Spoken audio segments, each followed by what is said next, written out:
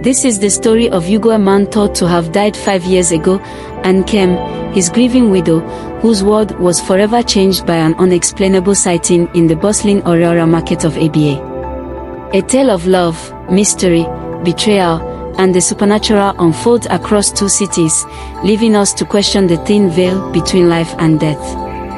In the quiet city of Abuja, Nkem sat in her modest home, lost in thought.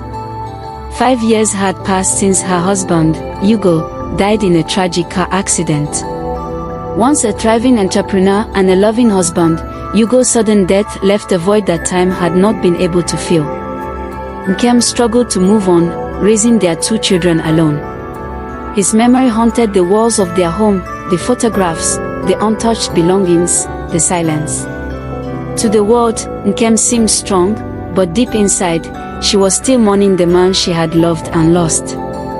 Far away in Aba, the Aria Aria Market buzzed with energy. Traders called out to customers, the vibrant fabrics of countless stalls swaying in the warm breeze. Ifeanyi, a family friend, had traveled to the market to buy fabric for a wedding. Her footsteps slowed as she spotted a man across the road, standing in a shop bustling with activity. Her heart skipped a beat. Could it be? There, alive and well, was Hugo, or someone who looked exactly like him? She froze, unable to believe her eyes. Memories of his funeral and the years of mourning flooded her mind. Fear gripped her, and without confronting the man, she fled the market, determined to tell Nkem what she had seen. When Ifeanyi returned to Abuja and shared her story, Nkem was incredulous. "It can't be true," she said. "Hugo is gone." But Ifeanyi described every detail, the way he walked, his voice, his unmistakable laugh. Conflicted and desperate, Nkem resolved to see for herself. The next morning, she and Ifeanyi began their journey to Aba. As the bus sped through the countryside, Nkem's heart wrestled with fear and hope. What if it was Hugo? What if it wasn't? The market was alive with its usual chaos when they arrived. Nkem and Ifeanyi walked toward the shop Ifeanyi had described. But Hugo wasn't there. They asked the traders nearby, and what they heard left them speechless. The shop owner was indeed Hugo, an energetic businessman with a wife and children who lived nearby. Nkem's heart sank. Was this a cruel twist of fate? How could Hugo be alive and thriving when she had buried him 5 years ago? Determined to uncover the truth, they sought directions to his house. The house was modest, its yard lined with potted plants.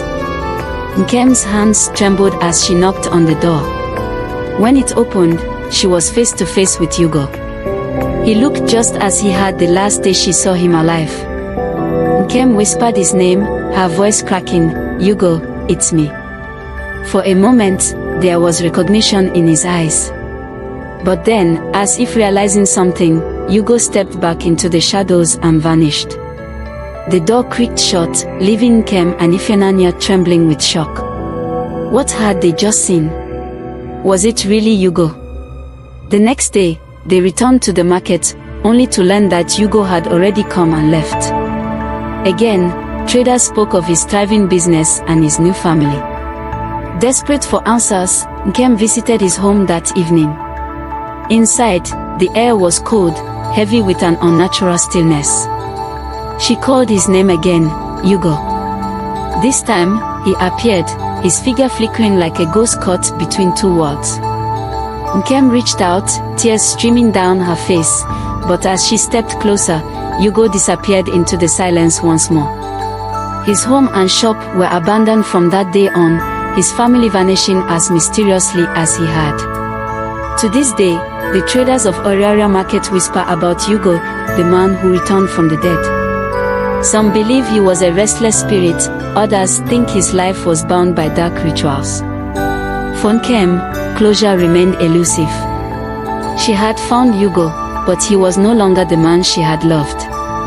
Instead, he was a ghost, forever haunting the boundaries between life and death.